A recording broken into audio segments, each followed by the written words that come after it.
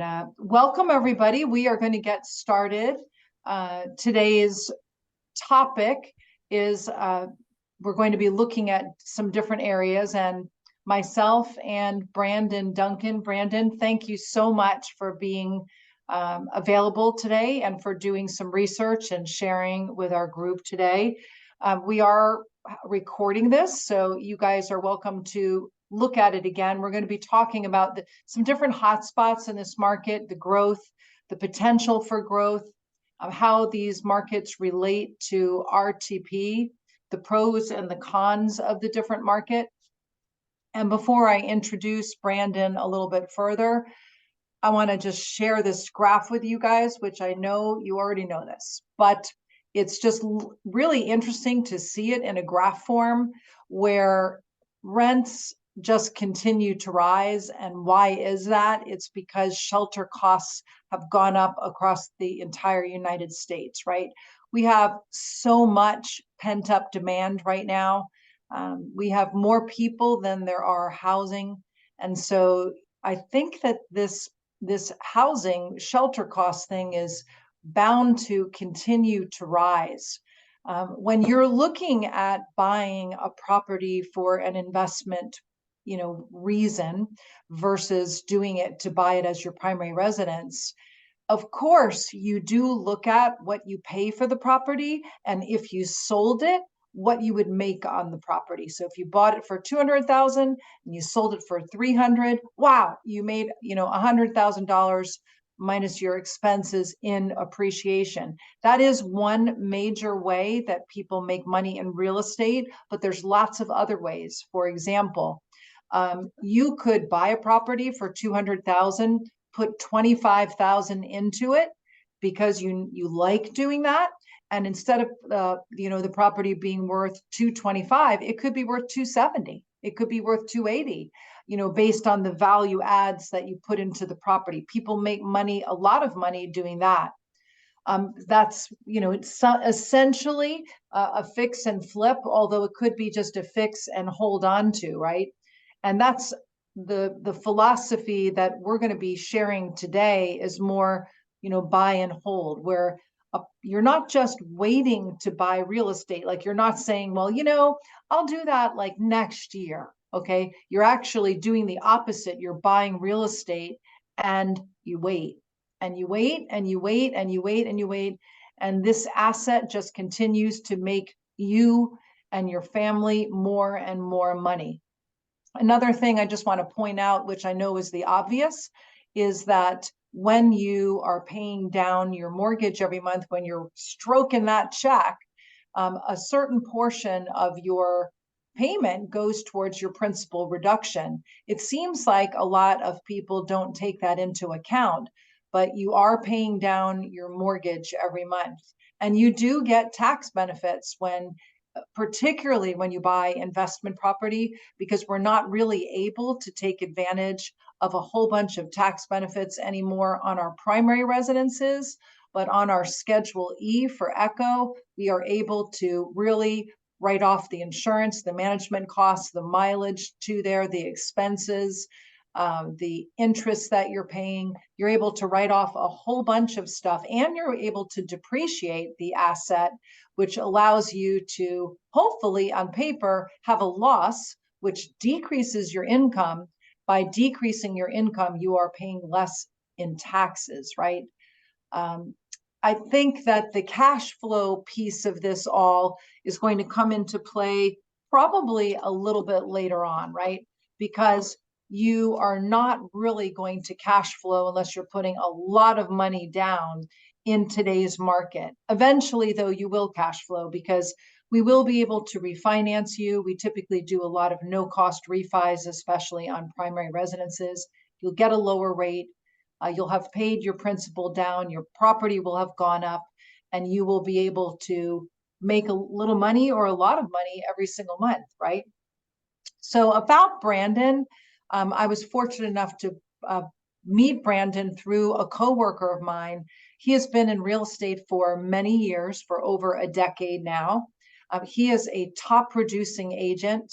And he lived Brandon, your family lived in the Burlington, Greensboro area before you Yeah, moved here to RTP, right? that is correct. And so it doesn't really get better than that he has the experience in both areas.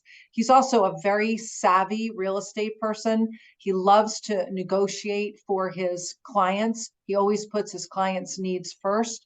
And we are thrilled to have you here, Brandon, today, and want to thank you for talking about these areas, Burlington, Durham, Rocky Mount today. And if it's okay with you, I'm sort of just going to pass the baton over to you, sir, and let you take it away.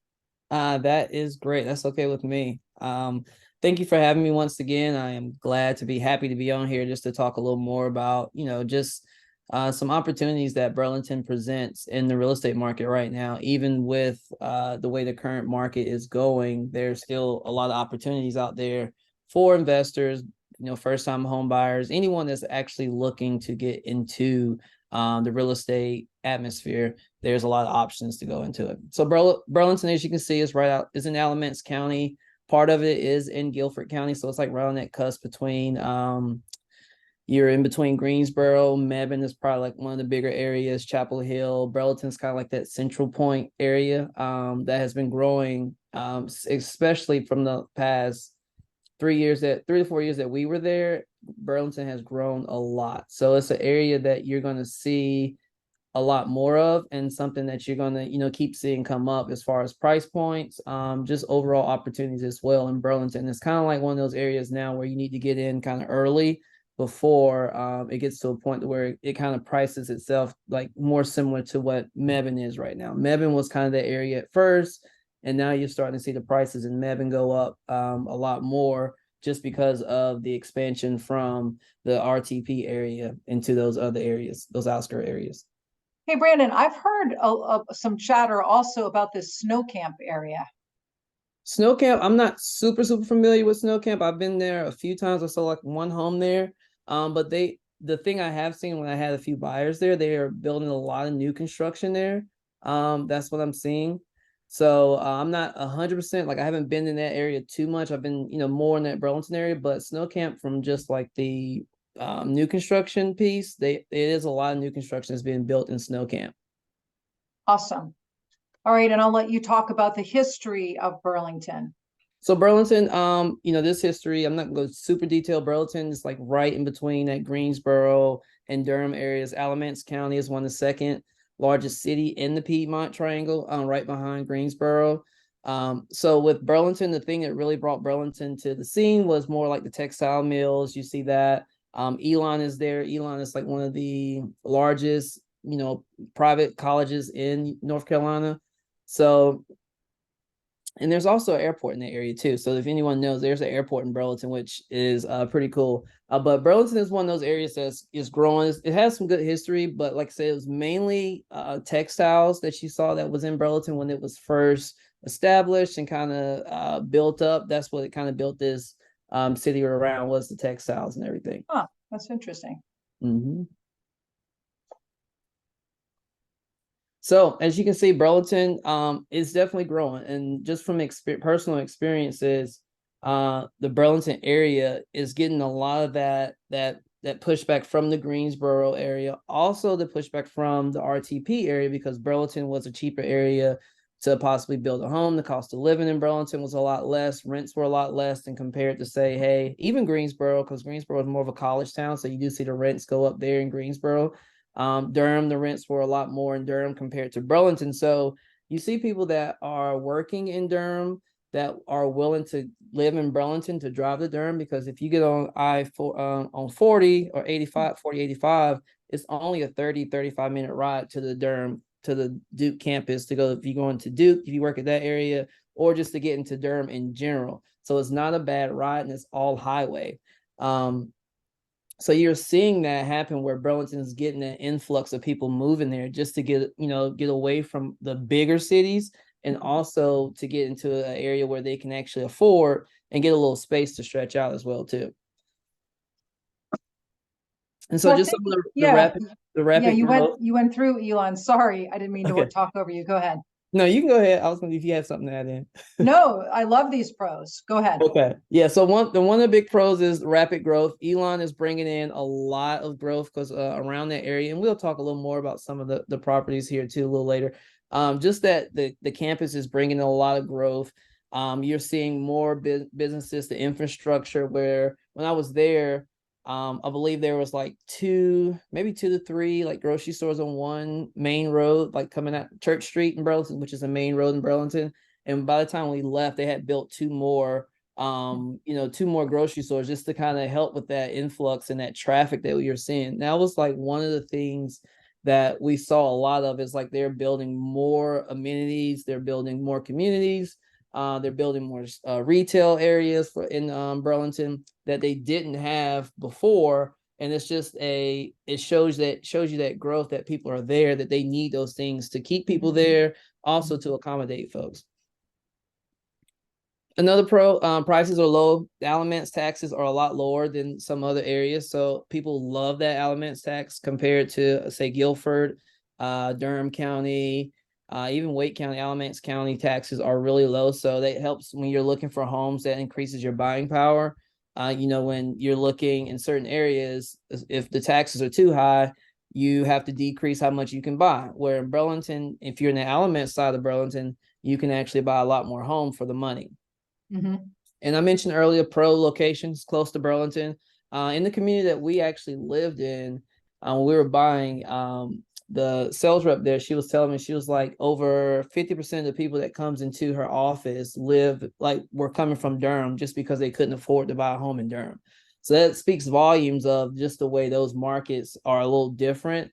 And then you'll see that growth from when we moved in until now, where we are now with the current rental that we have there, how much equity we've gained in those 2 years that we bought back in 2020 when we bought our home. Mm-hmm. A con is the rate of growth. It's a low supply of homes in Burlington. They are trying to build new construction to keep up. There's new construction everywhere. Like everywhere you turn in Burlington, there's new construction. And the good thing with the new construction in Burlington is the location that they're building it in is right where all the shops and the amenities are, the hospital.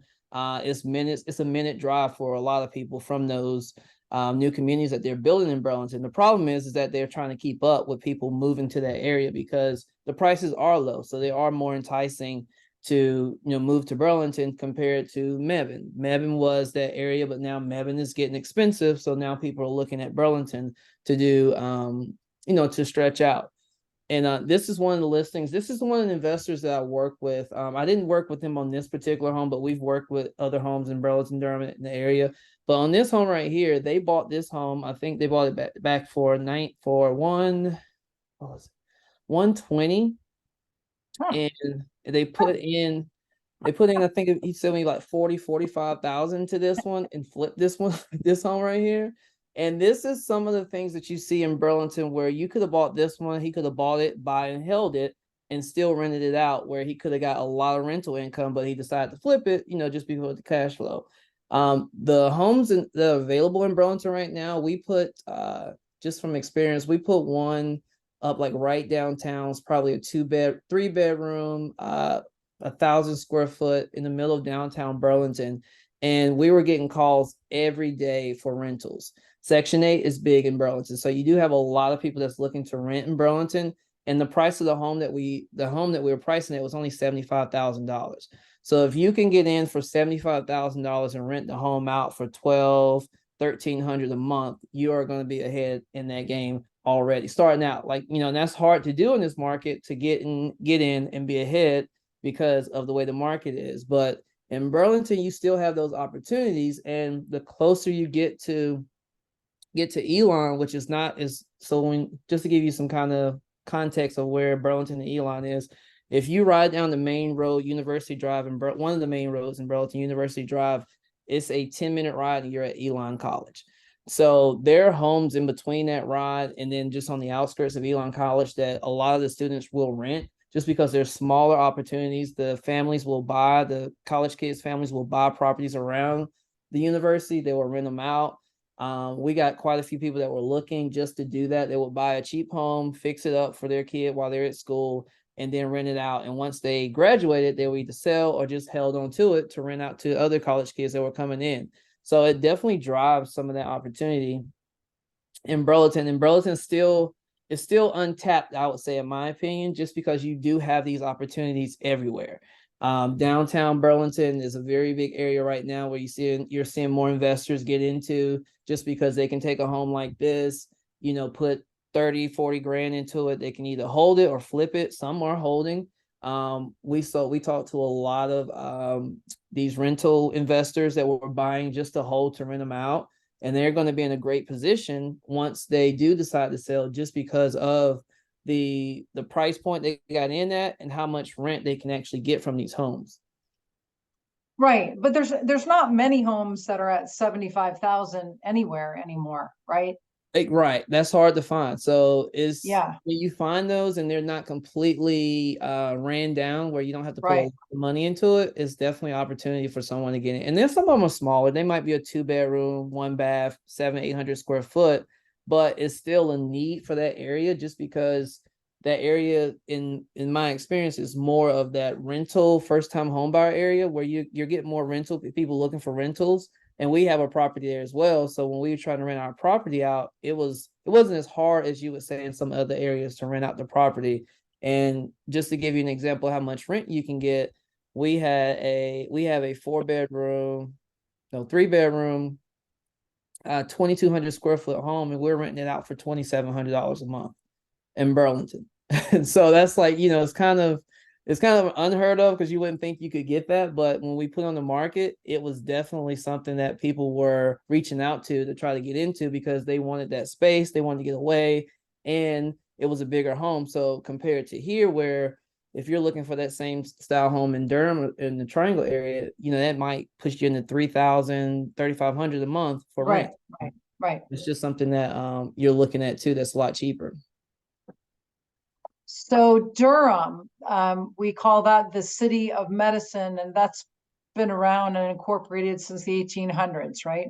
Yeah, been around since the 1800s. Since the American tobacco area, so it's very popular with the crops and stuff in Durham. Durham is grown as well too, so it's going to be like the second largest city in the Triangle area. So you got Raleigh, Chapel Hill, and Durham. So Durham is going to be that second largest city. It's one of the larger cities in North Carolina.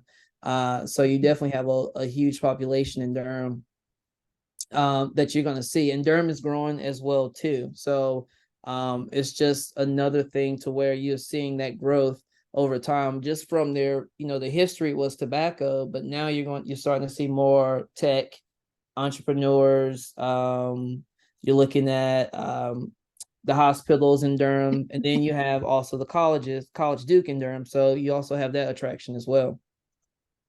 Well, they say that Durham is the number one place to retire in the country because of the medicine, right? Exactly, exactly. The doctors and the medical staff there is unmatched, in a lot of, compared to a lot of other areas. And you'll have people that are coming in they'll just move here if they're, and it's not a great thing or sad thing, but if they're in their last years of, cancer treatment, or they're taking cancer treatment, they'll move here just so their quality of life is better, during those last years, or try to extend that time period. I've had clients that have had that experience where they bought here just for that reason, just because they wanted to have that quality of life for, whatever treatment they were getting. Right. Yeah, and just the population growth in Durham I say overnight, just because I've seen it happen every day, where it's grown really overnight.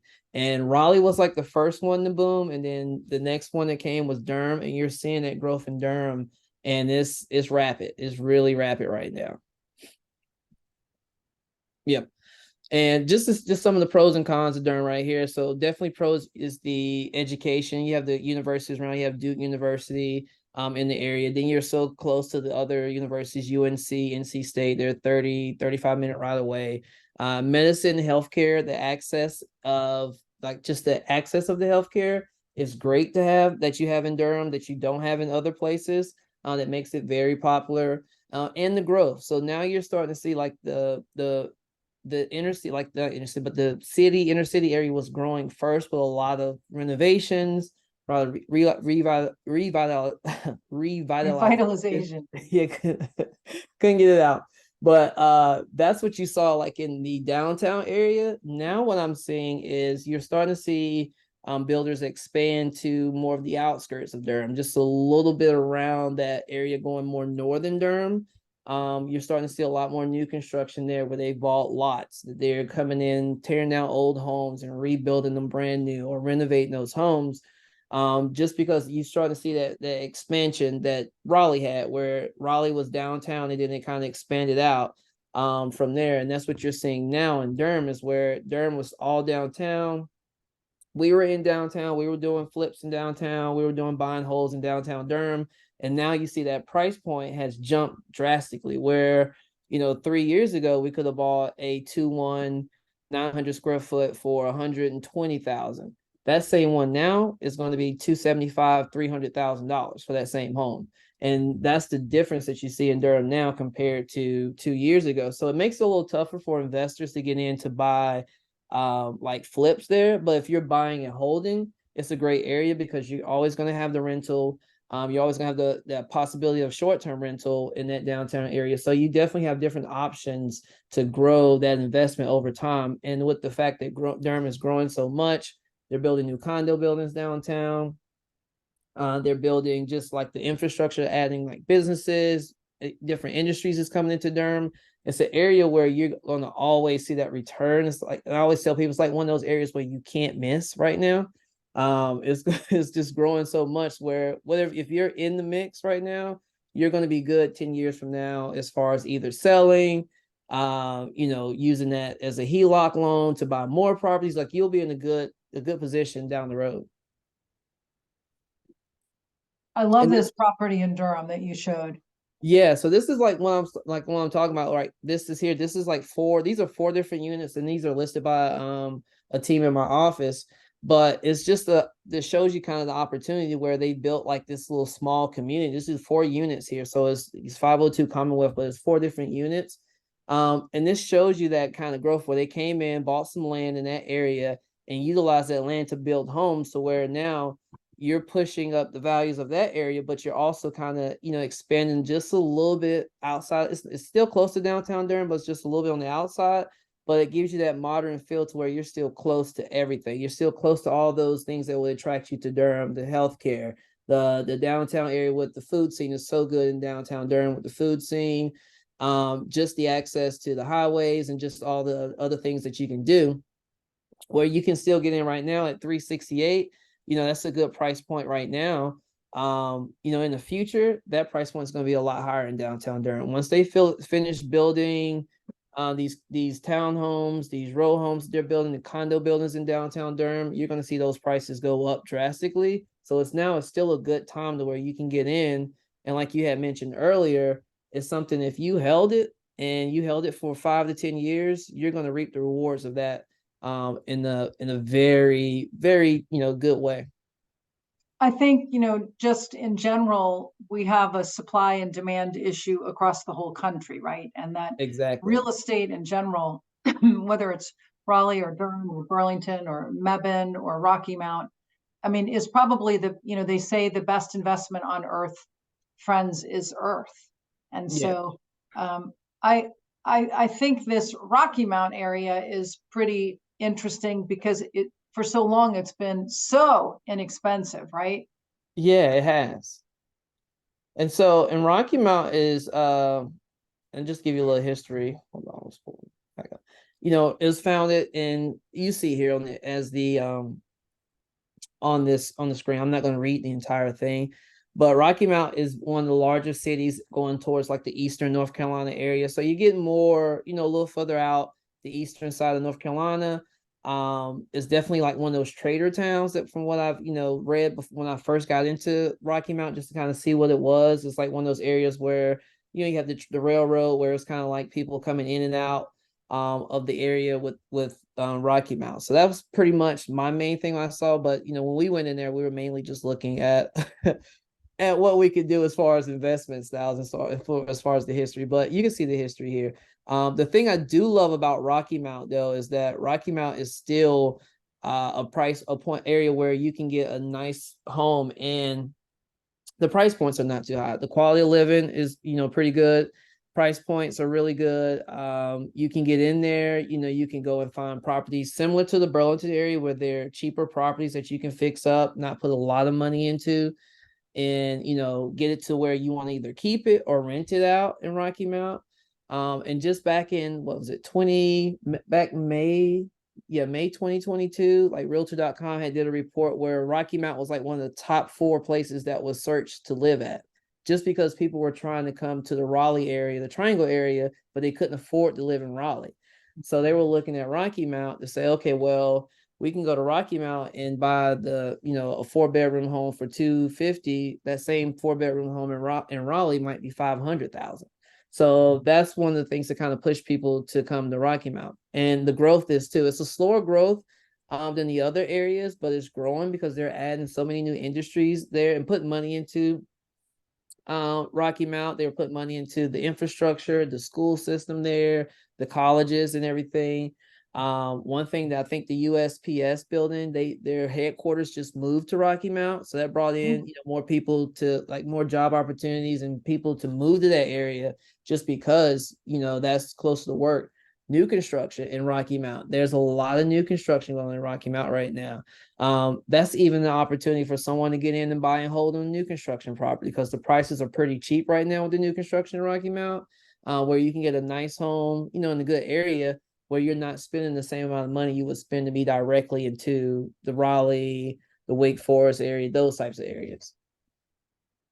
And I would say too, I would think you get more return, on your money there because, like I was saying, in the Burlington area, you can find properties in Rocky Mount that are 30, 40, 50,000, probably more 50, 60 now just because the market's changed. But in the past you could find homes for $30,000, put some money into it and turn around and sell it for 150. And when people look at those numbers, it's like, oh, that's not a huge sale. But for me to buy a home at 30, put 40 into it, that's 70,000. I turn around, I can make 80,000 on the flip, and $150,000 home is not that expensive, and the mortgage cost on that is not a lot for some people. So when you look at the numbers that way, it is a great opportunity for someone to, buy in that area, hold or flip, and someone else that's looking to move to the area is still affordable. So it worked out with the numbers really well in Rocky Mount. So, just one thing I want to bring up to our attendees today is that, when you're going and you're buying a property and your plan is to flip it, that's probably not recommended like the first time that you buy an investment property, because there's a lot more involved in flipping. It is a lot harder to make money when you're flipping properties, whether, versus buying and holding. It's sort of a no-brainer. So for those of you that are on the call today that have never bought property before, unless you're willing to pay cash for some of these properties or do hard money loans, because you can't get normal financing on properties that are dilapidated that are $30,000. You would literally have to pay cash for that property and then fund the rehab by yourself or through a hard money loan. It is true that we've seen some of our clients do that. Then they end up keeping the property. And once you own the property for a year, you're able to do a cash out refinance, get all of your money back, and then keep the property and rent it out. Because they don't have much money in it, it really makes sense for cash flow to do that. And then they go and they do it again on another property. But finding $30,000 or $75,000 properties, I know we've talked about those today, but just a heads up, those are not like very common to find. Okay. We have a lot of people buying investment properties that are over a few $100,000.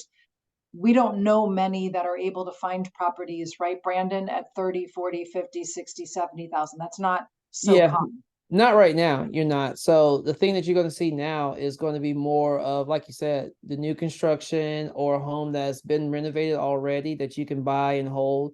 Like this one right here has been renovated at 174. You can buy this home and hold it and get the good rental income out of it just Mhm. by, like I said earlier, just by staying in the market, just waiting, Mhm. just waiting to see how the market does in the growth, because you see the Super growth is cute. there, and the growth is here in this area where Raleigh is so big. So Raleigh's expanding. Those areas are going to expand as well. So Rocky Mount is definitely become an area where people are Right. looking to say, hey, I can put down roots here, or I can put money into this area, buy a home, and just hold it. Right.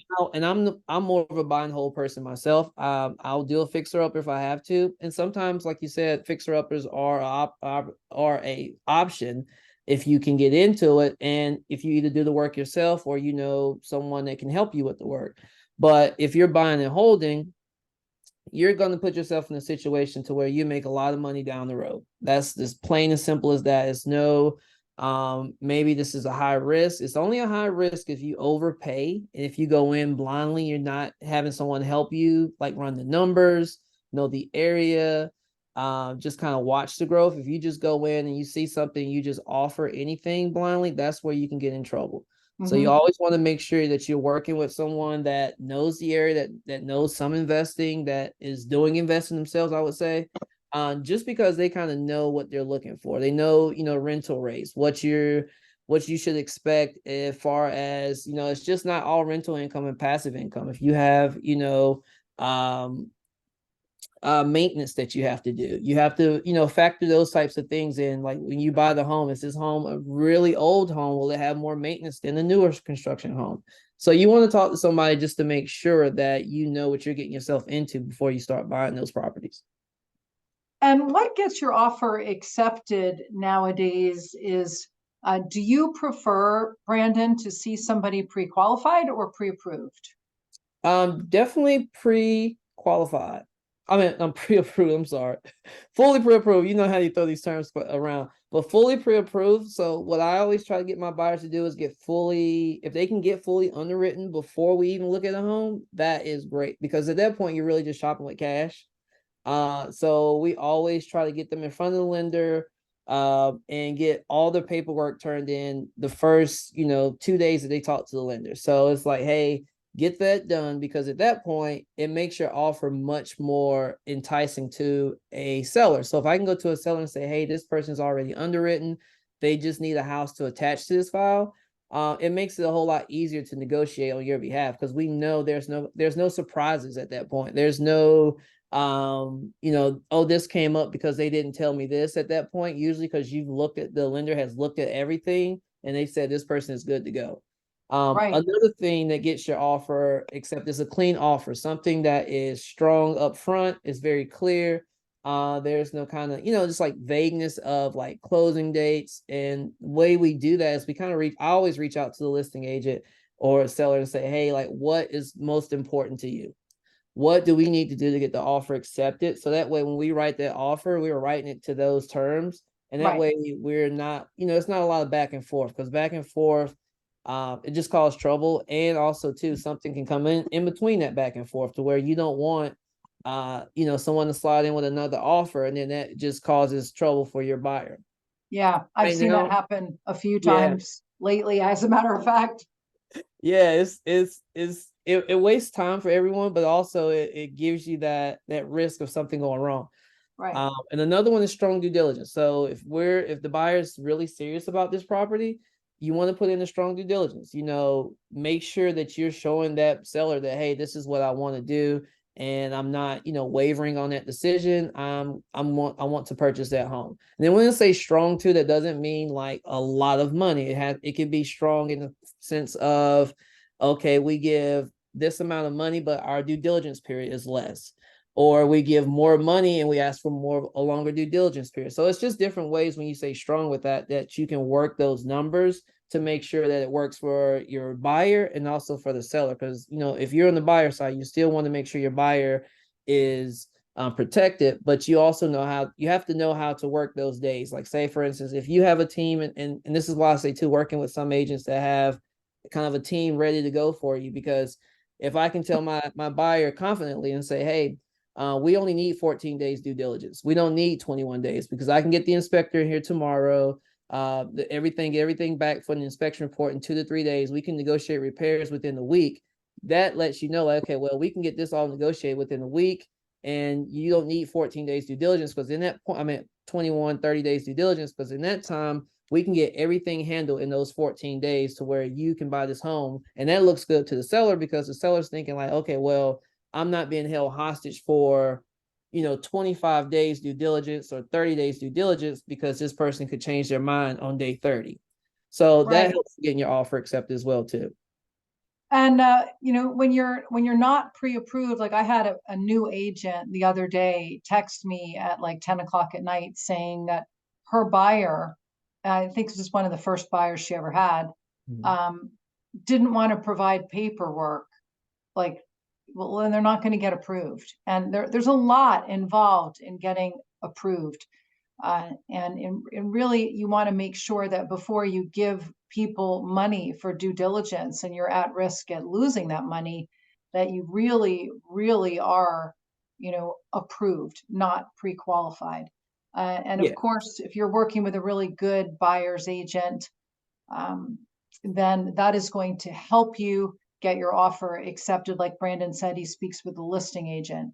So when we pre-approve you, we do go over your strategy.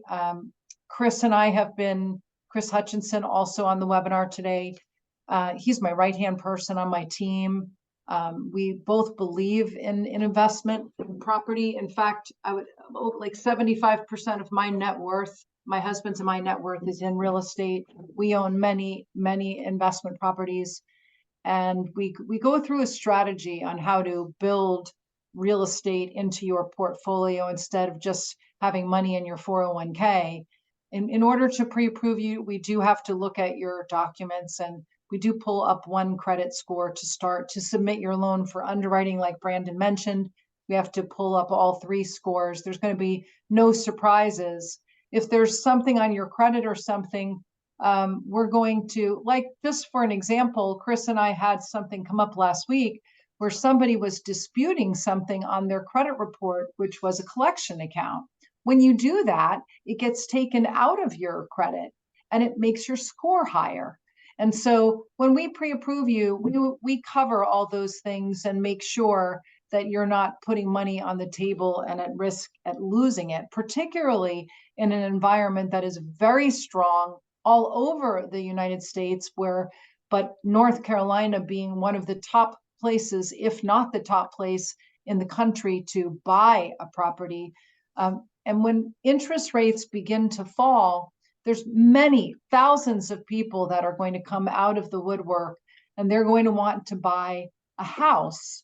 And I'm letting you guys know that, it really, you would get a lower price on a house right now rather than you waiting a year from now. Would you agree with that, Brandon? I would agree. I would agree, because it's just kind of right now, our market is really based off the interest rates and the fact that we don't have inventory. I always tell people that are waiting right now, if you wait till the rates drop per se, you're going to see the prices go up and your competition is going to go up. So you're not going to be in a better position than you are now, to where right now you can still, you have a slightly higher rate. There's no way to get around that. That's just the market. You have a slightly higher rate, but you also have the options to choose what you want. You're not really competing with a lot of people. And then if that rate does drop in 6 months, 8 months, you can always refinance that rate. And just seeing that, just explain, if you can afford, and this all, now if you can't afford it, I understand that, but if you can't afford to buy right now, the price there, you're seeing more incentives from builders, you're seeing more incentives from sellers, to where you can get in right now and still be in a good position, to where down the road you're gonna thank yourself, because you're still at the front of that market, to where it hasn't completely went up in this area yet, whereas like compared to other markets like Seattle or California, where they're starting at 900,000, 800,000, and I can see Raleigh getting to that point just based off the growth alone. North Carolina had the highest rate of growth. The percentage of growth in North Carolina last year was higher than the entire United States combined. So Right. there's a lot more people coming to North Carolina than you think. And it's not getting easier because the builders can't even keep up right now. And as you see with the builders, a lot of them are not even putting their homes in the MLS. They're not even, announcing what they're doing just because they have people coming to them to buy homes. So it even, puts you in more of a disadvantage if you don't know what they're doing. And then the sellers are, they're not dropping their prices a lot because they know that that market is insulated just by interest rates. Right. And so I think that the bottom line is that what you pay for the house matters, right? Because you're sort of dating the interest rate. There's a little like lull in the market sort of this year, even though the market's already gone up somewhere around 10%, Mhm. because you have people that are saying to themselves, hey, you know what? I'm just going to wait a second until the rates come down. And when rates come down, then what's going to happen is you're going to have a lot more competition. There's going to be bidding up on the houses. There's going to be crazy due diligence again. Money is really made during a correction. And even though we're really not in a correction, you're sort of in a little correction right now. So if you can buy right now, that would be better than you waiting in a year because of what Brandon said, we could refinance you. Now, if you look at this, um, at this graph here, this actually shows all the recessions in America since the 60s. And the dark bars are recessions. And if you notice during the recessions, home prices always go up. The only time that they went down was in 2008. That is the only recession where home prices went down. And the reason for that is very clear. It was because of existing home inventory. Back in 2008, look at that inventory. There was over 4 million homes on the market in 2008. A glut of homes were on the market in 2008. And now we have the opposite thing going on. There's only 1 million homes on the market. And the true story is 40% of those are under contract. So you have very few homes on the market. You have all this pent up demand. These outlying areas, they're really not outlying areas anymore because people can work remotely since COVID. People don't want to be in neighborhoods. Many people don't even want new construction. In fact, new construction is not the solution for many people, but for some people it is. Some people just don't want to live in a brand new house with no trees like 10 feet from their neighbor. There's a subdivision that just got approved where I live in Wake Forest. They're starting at $700,000. The homes are literally 10 feet apart. The homes are 10 feet apart, and the homes are going to be starting in the mid 700s. So, I mean, some people really want privacy. They want a nice lot, which is why they're going to these outlying areas. And they just want to buy a house now. They don't want to wait a year to close on a house. If you have a lot of equity in the home that you own now, if you do own a home, you can actually borrow money cheaper from your existing home than you can when you buy, when you buy an investment property. It's a little cheaper borrowing it on your own house. That's what Um, we did. and it's much less closing costs, and it's a lower rate. So I can teach you how to do that. I'm a certified wealth coach. Chris and I can have a free strategy session with you. You're just sort of dating the interest rate. The mortgage is not permanent. Now, one thing that we're not going to have time to talk about today, but we'll do another webinar later in the year, is if you are going to build a portfolio of real estate property, you need to decide, are you going to self-manage it? Like that's what my husband does, but some people hate that. Or are they going to hire a property manager? So stay tuned. We are going to have other topics later in the year. And some of you on this call, and even some realtors that are on this call, this is really big thing. Like there's a lot of programs out there. Like we have a 1% down payment program right now with no MI. We have this program, which is actually a much better program, where North Carolina is giving first-time buyers. They are giving first-time buyers $15,000 to buy a house. Doesn't mean you have to stay in the house forever. In fact, we have a lot of people using this 15,000. They have 10% down. They have 15% down. They are using this 15,000 to get them to 20% down. and they're buying a house with no mortgage insurance, and they're using this $15,000, they're getting a below market interest rate through North Carolina Housing. We're actually one of their top lenders in the state. And so this program, if you are a realtor or you are a person on the webinar and you don't know about this, please let's set up a Zoom meeting. It is a phenomenal program. You could buy a house, you could move into it, and then somewhere down the line, buy another house, primary residence, and rent out your first house. This is a very, very common strategy. And we are here to give you a free strategy session, just to chat with you. You can actually reach out to Brandon or myself or my team. We would be happy to do a free session for you. Okay. Next week, we're very thrilled to have, and we're going to continue these workshops through, you'll see mid-October, we have different speakers in different areas. And we're very pleased to bring on board in the beach area, Mary Mitchell, who has been in real estate for many decades. And you can sign up for that online or just send us an email. And Brandon and I just really, and everybody on my team, want to thank you for spending some time today and open up the chat for questions. Chris, I'm going to let you handle the chat if you don't mind.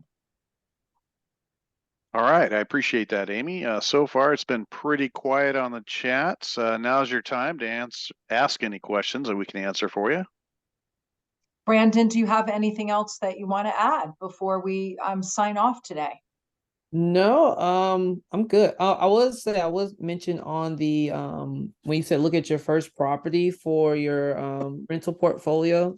That's what we did to start ours. So we used the HELOC and used that money to move on to another home as well. So it's definitely a better way to get started with rental properties, and to just kind of go ahead and start building that portfolio. So that what you mentioned earlier was definitely a great way. If someone has a home they have right now, primary residence, I would definitely reach out and talk with you about it, because it's a good way to use the money that you've already gained without actually out of your pocket with it. Right. So it's a really nice benefit of owning real estate.